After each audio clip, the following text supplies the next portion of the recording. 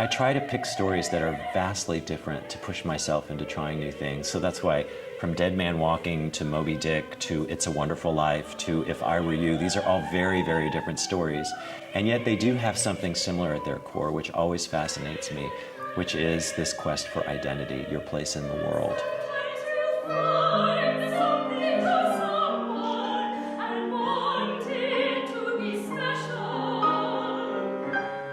I started thinking about what piece have I had in my head that would make sense. And so all of a sudden this story popped into my head again. I had, a friend had told me about it, and it's a Julian Green novel called Si j'étais vous. It was written in French, which translates to If I Were You.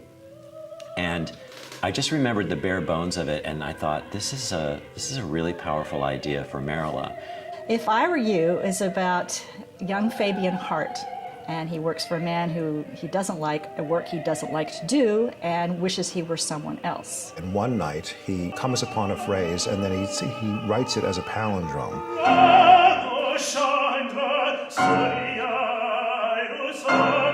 And in doing so, he unlocks the furnace of the world, and the devil appears to him.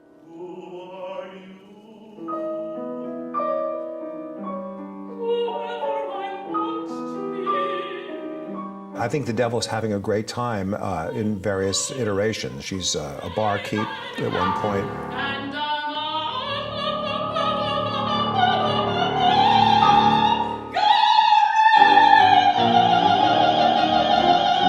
And in the beginning of Act 2, she pretends to be Fabian's neighbor, who is a hairdresser who appears to be from Queens, New York, or Long Island.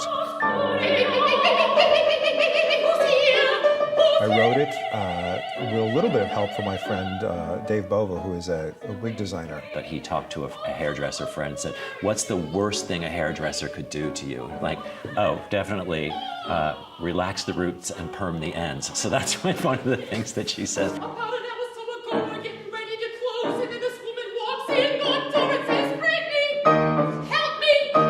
Just relax the roots and perm the ends. Can you imagine? I says, I wouldn't even do that to my very worst friend. Can you imagine?